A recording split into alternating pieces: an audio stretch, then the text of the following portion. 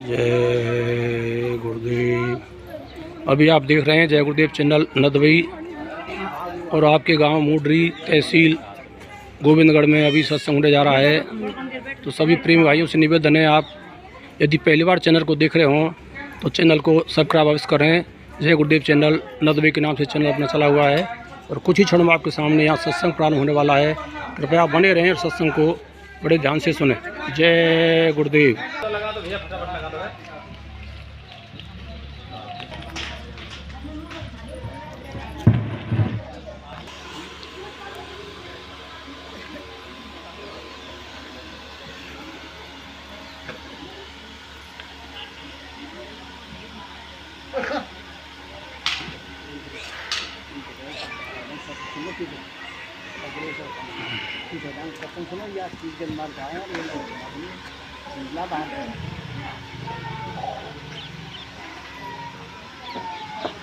जय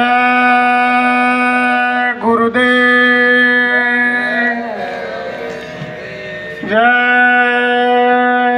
गुरुदेव, जय गुरुदेव। नाम किसका? प्रभु का पावन प्यारा नाम। विश्व में सुख शांति कौन लाएगा? आने वाली बीमारी और मुसीबतों से कौन बचाएगा? जन जन में प्यार मोहब्बत कौन लाएगा? जीते जी प्रभु दर्शन कौन कराएगा? जीते जी राम कृष्ण से कौन मिलाएगा? कलयुग में सतयुग कौन लाएगा? ये नाम नहीं इंसान का,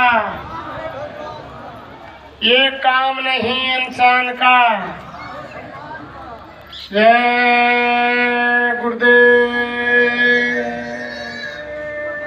सर्वसमर्थ सर्वव्यापक मंचासीन बाबा जय गुरुदेव जी महाराज के चरण कमलों में कोटि कोटि बार नमन। पूजनीय वंदनीय पिता तुल्य बुजुर्गों, दूर दराज से पधारे हुए धर्म प्रेमी गुरु भाई बहनों, सती सीता सावित्री की पावन भूमि पर पैदा होने वाली माता बहन देवियों, नौजवान साथियों, नन्हे मुन्ने बच्चे और बच्चियों, सभी को हमारा सादर जय गुरुदेव। आज बड़े सौभाग्य का दिन है कि उस मालिक की असीम दया से हम सभी धर्म प्रेम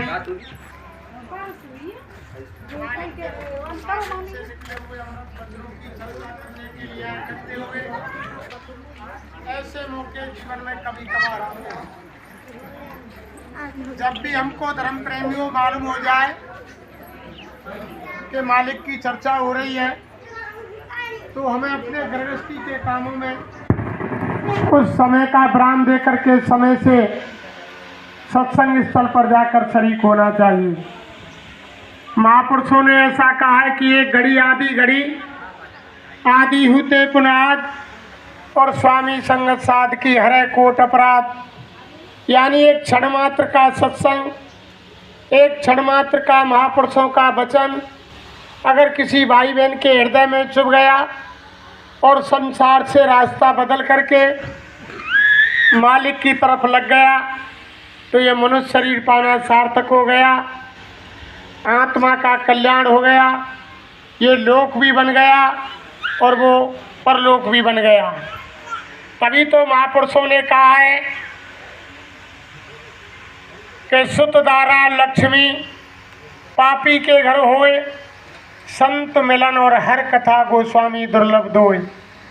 स्त्री बच्चे गाड़ी घोड़ा बंगला रुपया पैसा सोना चांदी पापी से पापी के यहाँ मिल जाएगा, लेकिन मालिक की चर्चा और महापुरुषों के दर्शन, उनके वचन किसी बिरला भाग्यशाली भाई बहन को मिलते हैं। आज जो यहाँ मालिक के वचन सुनने के लिए आए हैं वो आत्माएं सभी परम सौभाग्यशाली हैं, क्योंकि भाग्यशाली तो उसी दिन हो गए जिस दिन मालिक ने दया करके मनुष्य शरीर हम और आपको दे दिया। तभी तो रामायण में लिख दिया कि बड़े भाग्यमान स्तन पावा, सुर दुर्लभ सद ग्रंथन गावा।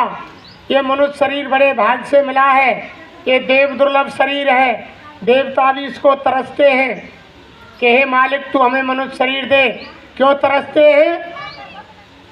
कि उस मालिक से मिलने का, उस भगवान से मिलने का जो रास्ता है, दरवाज़ा है, वो केवल मनुष्य मंदिर में ही है और देवताओं की योनि में वो नहीं है। तभी तो रामायण में लिख दिया कि साधन धाम मोक्ष कर द्वारा और ये ना पाए परलोक संवारा। यानी साधन धाम का, मुक्ति का जो मोक्ष का दरवाजा है वो केवल मनुष्य शरीर में है। धर्म प्रेमियों, उसी की चर्चा करने के लिए, उसी बात को बताने के लिए धरती पर संत आते हैं। वो दया करके और सारा भेद वो आकर खोलते हैं, वो सारी चीज़ बताते हैं कि हम कौन हैं और हम कहाँ से आए हैं और अंत में हम कहाँ जाएंगे और इस समय हम क्या कर रहे हैं और हमको क्या करना चाहिए। यानी ये सारी चीज़ वो महात्मा आकर के बताते हैं। लेकिन धर्म प्रेमियों देखो, अभी अभी आपके बीच में एक बात आती है। बहुत से भाई बहनों ने अभी जब हमने जय गुरुदेव बोला कि मालिक का नाम जय गुरुदेव, सभी भाई बहन बोले, तो कुछ हमारे प्रेमी भाई बहनों ने जय गुरुदेव नाम नहीं बोला। शायद उनसे शंका हो रही है कि यानी ये भगवान का नाम, ये मालिक का नाम, ये प्रभु का नाम, ये जय गुरुदेव कहाँ से आ गया। यानी लोग तो राम और कृष्ण का नाम लेते हैं। देखो धर्म प्रेमियों, मैं आपकी शंका मिटाए देता हूँ। हमारे गुरु महाराज ने कहा, अरे बच्चियों, जो आप ये देख रहे हो ये शरीर, जो साईं महाराज की तस्वीर लगी हुई है, साईं महाराज ने कहा कि इस शरीर का नाम जय गुरुदेव नहीं है। किसी इंसान, दाढ़ी वाल, वेशभूषा, किसी कुआ बावड़ी, तालाब, यानी किसी का नाम ये जय गुरुदेव नहीं है। ये जय गुरुदेव नाम उस, यानी वो शक्ति परमपिता परमात्मा, उस सर्वशक्तिमान का नाम जय गुरुदेव है। ये इंसान का नाम नहीं है धर्म प्रेमियों। ये तो साईं महाराज ने कहा कि मेरे शरीर का नाम तो मेरे माँ बापों ने और यानी परिवार वालों ने जो रखा वो नाम है जो गोसाई महाराज, जिन्होंने रामचरितमानस लिखी, जो रामचरितमानस के लिखने वाले गोस्वामी जी महाराज हैं, जिनका पूरा नाम आप सभी जानते हैं, वही नाम हमारे गुरु महाराज के शरीर का है। वो पूरे हिंदुस्तान नहीं, सारे विश्व के अंदर जय गुरुदेव नाम भगवान का प्रचार करते हैं। इनका नाम जय गुरुदेव नहीं है। आप शंका कर रहे हो, हम इनका नाम इसलिए नहीं लेते धर्म प्रेमियों, जैसे हमारे धर्मशास्त्र कहते हैं एक संसार के बंधन में एक पति पत्नी का नाता होता है। पत्नी पति के नाम को जानती है और उसका पति पत्नी के नाम को जानता है, लेकिन कोई आपस में नहीं लेता है, इशारे से बता देते हैं। लेकिन आज तो भाई बहनों समय ही बदल गया, क्योंकि पहले हमारे बुजुर्ग माताओं से और हमारे बुजुर्गों से पूछो, इन्होंने कभी अपनी घरवाली का नाम नहीं लिया होगा और इनकी धर्मपत्नी ने इनका नाम नहीं लिया होगा। कहीं कोई काम पड़ गया होगा तो दूसरे से कहलवा दिया होगा, अरे के लाला तेरे ताऊ को नाम बता दे, तेरे बाबा को नाम बता दे, लेकिन इन्होंने अपने मुख से नाम नहीं लिया होगा। धर्मशास्त्र कहते हैं कि अगर पत्नी ने पति का नाम लिया तो उम्र घट जाती है, अशुभ होता है, और पति ने पत्नी का नाम लिया तो उम्र घट जाती है, अशुभ होता है। ऐसे ही संसार रूप में पति पत्नी अब आपस में नाम नहीं लेते। आज तो समय बदल गया। आज की जो युवा पीढ़ी है वो तो अपने यानी घरवाले अपने पति का नाम लेकर के हमारी जवान लड़कियां बुलाती है और उनका पति भी अपनी घरवाली का नाम लेकर के बुलाता है। आज तो समय बदल गया। आज की तो बात छोड़ो, कहीं कोई काम पड़ जाए ई मित्र वगैरह पर, और आज की जवान हमारी माता बहन देवियों से पूछा जाए कि तुम्हारे पति का क्या नाम है, बंदूक का घोड़ा दबाने में तो समय लगेगा, लेकिन जवान से पति का नाम लेने में समय नहीं लगेगा, तुरंत कह देंगी। लेकिन ये बहुत अशुभ होता है धर्म प्रेमियों। ऐसे ही ये तो संसार का नाता गया। लेकिन जितनी भी आप धर्म प्रेमी भाई बहन बैठे हैं, सबकी रूह जीवात्मा वो नारी रूप है, और उस नारी रूप के सच्चे स्वामी, सच्चे पति यानी सतगुरु होते हैं, वो मालिक होते हैं। तो हमारी जीवात्मा के स्वामी कौन है? हमारे गुरु महाराज। यानी हमारी आत्मा के सच्चे पति हमारे गुरु महाराज, जैसे एक पत्नी अपने पति का नाम नहीं लेती है, ऐसे ही हम हमारे मुख से हमारे गुरु महाराज का नाम, इनका नाम जो गोस्वामी जी महाराज का नाम है वही इनके शरीर का नाम है। इनका नाम जय गुरुदेव नहीं है, कोई शंका मत करना। ये इस कलयुग का, ये जीता जागता और ये कलयुग में यानी कल्याण करने वाला नाम जय गुरुदेव है। हमारे गुरु महाराज ने बताया कि जब तुम जय गुरुदेव बोलोगे तो मैं मिलूंगा और तुम्हारी मदद करूंगा हर जगह, यानी ऐसी बात नहीं।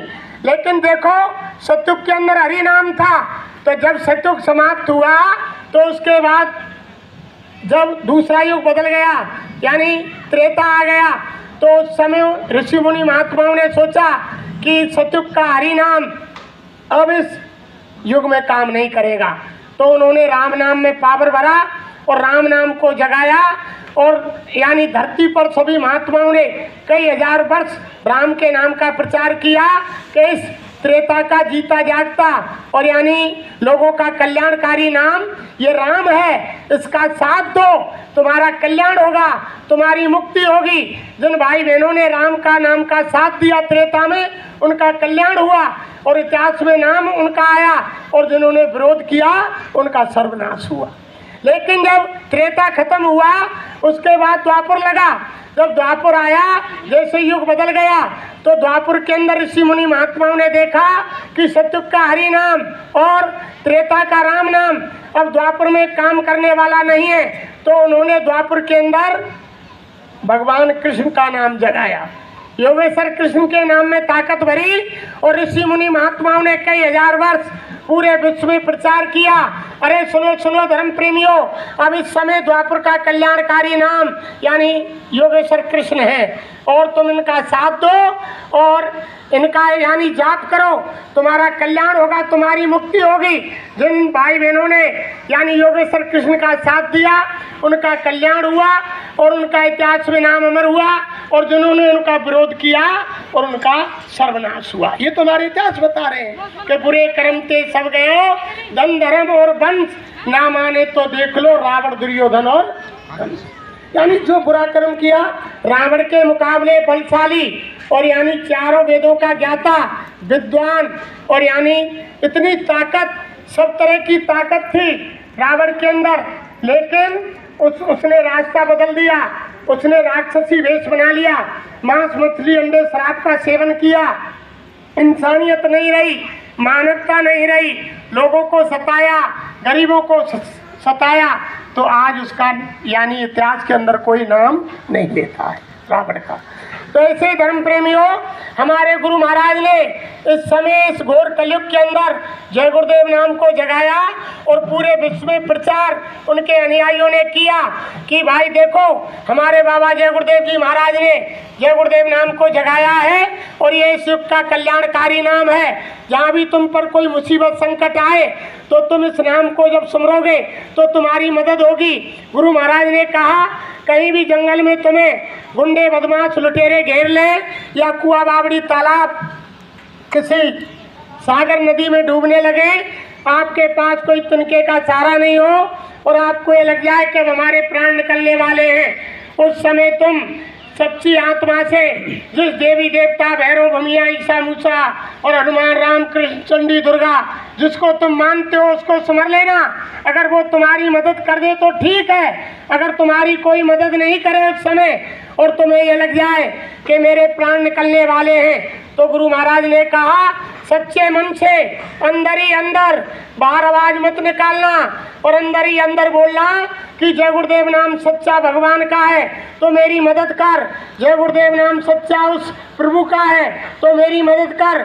10 बार बोलना और वहाँ तुम्हें कोई बचाने वाला आ जाए, तुम्हारी रक्षा हो जाए, तब मेरे पास आ जाना और जब इस नाम के ऊपर पूरा भरोसा विश्वास कर लो। ये शिव का कल्याणकारी नाम है। वो कहा गुरु महाराज ने, अरे जमाने कितना जोर लगा ले, कितना जोर लगाएगा और कुछ दिनों के बाद जय गुरुदेव नाम का झंडा घर घर में लहराएगा। वो समय आ रहा है भाई बहनों, मजबूर होकर के यानी नाम लेना पड़ेगा। आज डायरियों में नोट कर लो, वो समय आ रहा है, वो समय इतना मजबूर कर देगा, वो आपके और हमारे कार्यकलापों से, वो यानी प्रकृति कुदरत यानी रुष्ट हुई बैठी हुई है, वो तैयार खड़ी है, वो तो महात्मा रोके हुए हैं कि अभी ठहरो और समझा लेने दो। गुरु महाराज ने कहा अगर तुमने मेरी बात को नहीं माना तो वो 3 मिनट में सबकी अकल ठिकाने कर देगी। इधर से इधर डंडा घुमाएगी और इधर से इधर डंडा घुमाएगी, 3 मिनट में सबकी अकल ठिकाने आ जाएगी, सबको याद आ जाएगा, सब जान जाएंगे। तो धर्म प्रेमियों, वो यानी भगवान रूठा हुआ है, कुदरत मारुष्ट बैठी हुई है और महात्मा आपको बचाना चाहते हैं। वो हमारे गुरु महाराज ने मन से कहा अरे बच्चियों, वैसे यानी संसार रूप से, भौतिक रूप से मेरा कोई बच्चा बच्ची नहीं है, आप जितने भी हो सब अपने माँ बाप के बच्चे बच्ची हैं, लेकिन आध्यात्मिक दृष्टि से गुरु महाराज ने कहा सब मेरे बच्चे बच्ची हैं और मैं किसी को दुखी देखना नहीं चाहता। तो गुरु महाराज ने कहा मैं किसी को दुख में नहीं देखना चाहता, मैं आपको यानी आगाह करने के लिए, आपको बचाने के लिए आया हूँ। तो बाबा जी क्या कह रहे हैं कि बाबा जी तो बचा रहे हैं और शाकाहारी बना रहे हैं। शाकाहारी हो जाओगे तो बीमारी से हमारे गुरु महाराज का कहना है, और शाकाहारी ये स्वामी महाराज का संदेश है। देखो यहाँ कोई अज्ञानी है, यहाँ कोई विज्ञानी है, यहाँ कोई वक्ता है, यहाँ कोई विद्वान है, यहाँ कोई संत है और यहाँ कोई महात्मा है। हम तो आप गुरु महाराज के स्थान के लिए इनकी छठी छाया में खड़े, इनके उपहार इनके लिए जो हमें कुछ याद रहे वो आपके बीच में आपको कहने और आपको सुनाने के लिए आए। हम कोई सत्संग सुनाने नहीं आए, हम आपको कोई ज्ञान देने नहीं आए, हम आपको कोई उपदेश देने नहीं आए, हम तो हमारे गुरु महाराज का संदेश और आदेश आप भाई बहनों को लेकर के आए। बाबा जी का आदेश तो हमारे यानी जो टाट पहने हुए हैं, जैकेट पहने हुए हैं, टोपी लगाए हुए हैं, जो जय गुरुदेव नाम में विश्वास रखते हैं, उनके लिए गुरु महाराज का आदेश है कि मेरा संदेश जन जन में, गांव गांव, झोपड़ी झुग्गी, शहर मोहल्ला, कस्बे, नगर में जाकर के पहुंचा दो कि बाबा जी का कहना है और शाकाहारी है। शाकाहारी हो जाओगे तो बीमारी से, ये बाबा जी का आदेश हमारे प्रेमियों को है। और गुरु महाराज का संदेश क्या है धर्म प्रेमियों? हम बाबा जी के पातिदूत हैं, हम नाई हैं। जैसे कोई नाई चिट्ठी लेकर के जाता है, ऐसे हम हमारे गुरु महाराज के नाई हैं। हम संदेश लेकर के आए, हम आपको कोई सत्संग सुनाने नहीं आए। बाबा जी का संदेश है कि भविष्य में बहुत बड़ी बड़ी बीमारियां, मुसीबतें, लड़ाई झगड़े, भूकंप, भुखमरी, बरसात, सूखा, अकाल, अनेकों तरह की आपदाएं आ रही हैं। एक ऐसी आपदा नहीं धर्म प्रेमियों, यानी अभी तो एक 2019-20 में एक छोटी सी कोरोना नाम की बीमारी आई, जिसने भारत नहीं पूरे विश्व को हिला दिया, सबको हिला दिया। रेल बंद, बस बंद, यानी दुकान बंद, दफ्तर बंद और स्कूल बंद, अस्पताल बंद, यानी सारी व्यवस्था बंद। घर में एक कोने में सब लोग इकट्ठे हो गए एक कोरोना से। लेकिन गुरु महाराज क्या कह रहे हैं? ये तो मात्र एक हथौड़ी की चोट थी, हथौड़ी की। ये तो फिल्म का ट्रेलर था, अभी तो सारी फिल्म पीछे रखी हुई है। जब एक साथ 1000 बीमारी आएंगी, जब बीमारियों की आंधी आएगी, उस समय तो लोग बचाने वाले हो गए, डॉक्टरों ने इलाज किया। जब 1000 बीमारी एक साथ आएंगी और जब सब डॉक्टर हाथ खड़े कर देंगे, जब सबकी दाढ़ी में आग लग जाएगी, तो धर्म प्रेमियों मैं आपसे पूछना चाहता हूँ कि कोई किसी की आग को बुझाएगा? जब सबकी दाढ़ी में आग लगेगी तो अपनी आग बुझाने की पड़ेगी, कोई किसी की मदद नहीं करेगा। इसलिए बाबा जय गुरुदेव जी महाराज कह रहे हैं कि अगर आप बीमारी और मुसीबतों से बचना चाहते हो तो आप शाकाहारी हो जाओ और मांस, मछली, अंडे, शराब का सेवन छोड़ दो। ये मनुष्यों का भोजन नहीं है। कोई धर्मशास्त्र ये नहीं कहता कि तुम मांस खाओ, शराब पियो। यानी व्यभिचार करो। कोई धर्मशास्त्र नहीं कहता। जिस रामायण को हम हिंदू धर्म का सबसे बड़ा ग्रंथ मानते हैं, वो हमारी रामायण कह रही है कि सुर सर जल कृत बारुण जाना और तौते संत करे नहीं पाना। गंगा जल में अगर शराब बनाई जाए फिर भी महान लोग पीने की तो क्या चलाए, उसको छूते तक नहीं। इधर मुसलमानों की कुरान शरीफ के 14वें अध्याय में लिखा हुआ है कि शराब का एक कतरा जिस जिस्म पर गिर जाए उस जिस्म को चाकू से काट कर जिंदा जला दिया जाए फिर भी उसकी गुनाहें माफ नहीं हो। इतनी खराब चीज है शराब। तभी तो हमारे बाबा जय गुरुदेव कह रहे हैं कि शराब सबसे खराब, शराब सबसे खराब, यानी सबसे खराब है। यानी मुसलमानों के धर्म ग्रंथों में लिखा हुआ है कि शराब का कतरा यानी शराब की एक बूंद, जिसमें कहते हैं शरीर को, शरीर के ऊपर एक बूंद गिर जाए, उस जगह को चाकू से काट कर फेंक दिया जाए या आग में जला दिया जाए फिर भी उसकी गुनाहें माफ नहीं हो। लेकिन हम तो जाने हमारे भाई बहन तो कितने ड्राम के ड्राम बोतल की बोतलों को डकार गए, फिर उनका क्या होगा धर्म प्रेम। तभी तो महापुरुषों ने कहा है कि तिल भर मच्छी खाए के कोट गऊ दे दान और काशी करवट ले मरे निश्चय नरक निदान। सीधा नरक जाएगा, कोई बचाने वाला।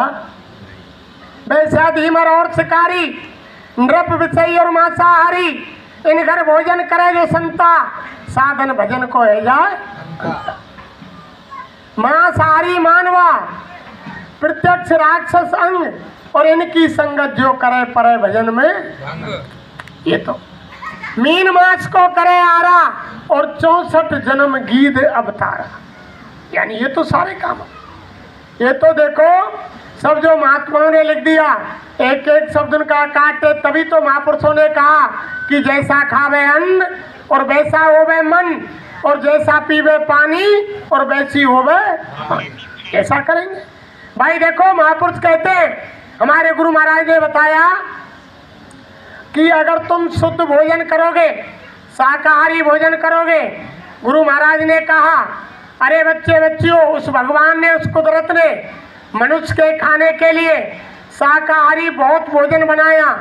यानी घी, दूध, फल, सब्जी, अन्न, सूखे गीले मेवे, इतनी चीजें बनाई हैं। हमारे गुरु महाराज ने कहा कि कौन मना करता है तुमसे, दिन में 10 बार यानी शाकाहार भोजन करो, जितना तुम हजम कर सकते हो उतना खाओ, अच्छे कपड़े पहनो, अच्छे मकान में रहो, लेकिन अशुद्ध भोजन मत करो। ये इंसानों का भोजन नहीं है। गुरु महाराज ने कहा, यानी महापुरुष कहते हैं कि जब तुम शुद्ध भोजन करोगे, शाकाहारी भोजन करोगे, तो तुम्हारे शरीर में खून कैसा बनेगा? शाकाहारी। जब शुद्ध खून बनेगा तो तुम्हारी बुद्धि शुद्ध होगी, और बुद्धि शुद्ध होगी तो तुम्हारे विचार शुद्ध होंगे, और विचार शुद्ध होंगे तो तुम्हारे कर्म शुद्ध होंगे। और जब अशुद्ध भोजन करेंगे तो खून अशुद्ध बनेगा। जब खून अशुद्ध बनेगा तो बुद्धि अशुद्ध होगी, अशुद्ध बुद्धि होगी तो हमारे विचार अशुद्ध होंगे, विचार अशुद्ध होंगे तो हमारे कर्म भी अशुद्ध होंगे। ऐसा करेंगे वो तो होगा। देखो धर्म प्रेमियों, ये तो हमारा इतिहास गवाह है। जिस समय राम रावण का युद्ध हो रहा था, तो उस समय जब रावण के पक्ष से उसके दोनों भाई खरदूषण, अक्षय कुमार, बहुत से सारे राक्षस मारे गए, तो उस समय कुंभकर्ण को जगाया गया। रावण ने कुंभकर्ण को जगाया, अरे के भाई को जगाओ, ये तो हमारी सेना का सर्वनाश हो रहा है, हमारे बहुत भाई और हमारे बहुत पुत्र मारे गए। जब कुंभकर्ण को जगाया गया, जगने के बाद कुंभकर्ण ने पूछा, अरे भैया लंकेश क्या बात है, क्यों मुझको जगाया? तो रावण ने कहा, अरे भैया कुंभकर्ण, जंगल में 2 तपसी आए हुए हैं, राम और लक्ष्मण, उनके साथ में उनकी भार्या, उनकी पत्नी सीता थी, उनको हम उनसे यानी छल करके और चोरी करके उनकी भार्या को ले आए हैं। वो इस समय अशोक वाटिका में है और हमारा और उनका युद्ध चल रहा है, हमारी बहुत सेना, हमारे भाई, हमारे पुत्र खत्म हो चुके हैं। तो उसने क्या कहा कुंभकर्ण ने कि भैया ये तो तुमने गलत किया है, उनकी औरत को लौटा दो। भाई तुमने किसी यानी किसी की धर्म पत्नी को छल से चुराया है, उनकी पत्नी वापस कर दो, लड़ाई समाप्त हो जाएगी, इसमें क्या बात है। रावण ने कहा, अरे भैया, हमने तुझको उपदेश देने को नहीं जगाया, हमने जगाया है कि तुम राम से जाकर के युद्ध करो। कुंभकर्ण ने कहा, भैया वो साधारण इंसान नहीं है जिनसे तुम युद्ध करना चाहते हो, तुम्हारी फतेह, तुम्हारी भलाई इसी में है, कोई उनकी पत्नी को लौटा दो, नहीं तुम्हारा सर्वनाश हो जाएगा। वो ऐसा नहीं है। तो रावण ने विचार किया, धर्म प्रेमियों, कि ये उल्टा मेरे लिए उपदेश दे रहा है। उस समय ज्ञान की निद्रा में, यानी कुंभकर्ण 6 महीने सोता था और 1 दिन जगता था। तो रावण ने कहा कि हमको ज्ञान सिखला रहा है। तो उसके लिए सबसे पहले क्या काम किया धर्म प्रेमियों, अपने मंत्री सिपाही से रावण ने कहा, अरे वो मदरा लाओ, घड़े की घड़े, उसकी बुद्धि को खराब करो।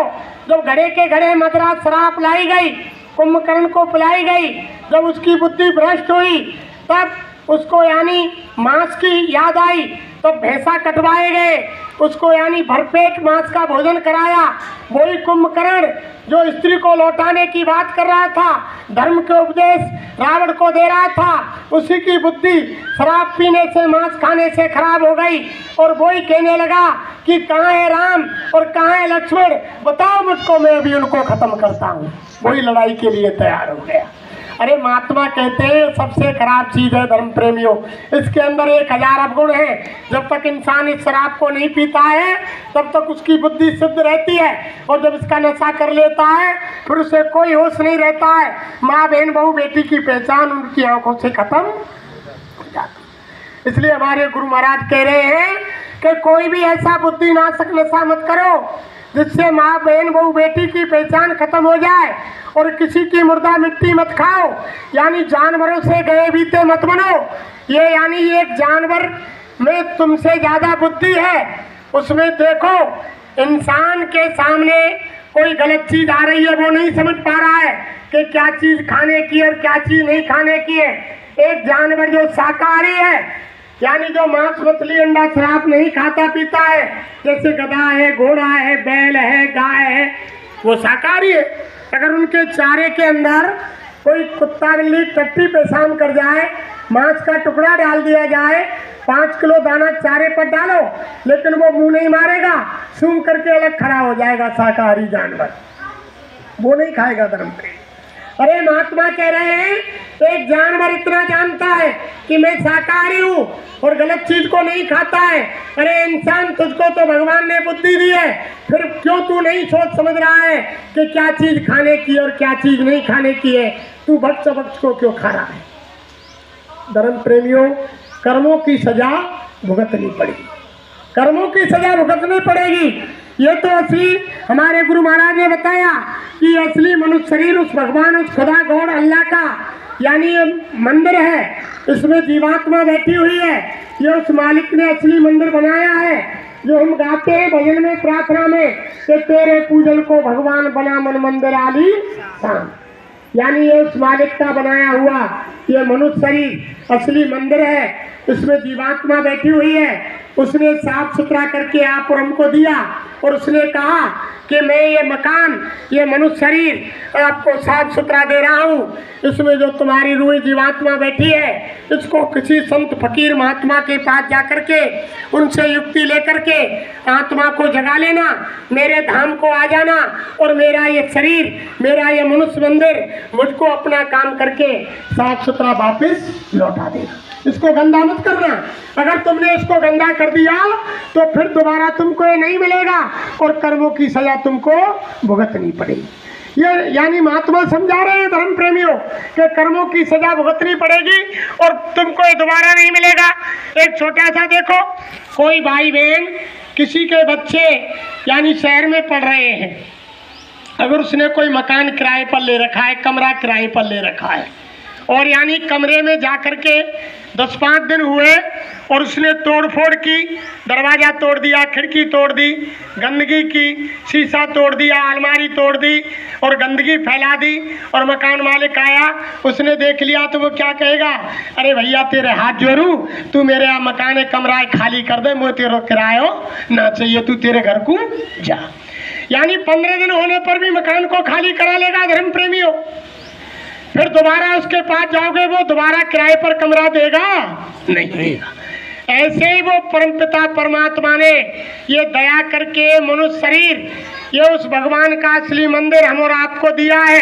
अगर आप इसमें गंदगी करोगे और गंदी गंदी चीज इसके अंदर डालोगे और गंदे गंदे विचार इसके अंदर भरोगे, तो वो दोबारा इसको कदापि आपको नहीं दे। और कर्मों के अनुसार आप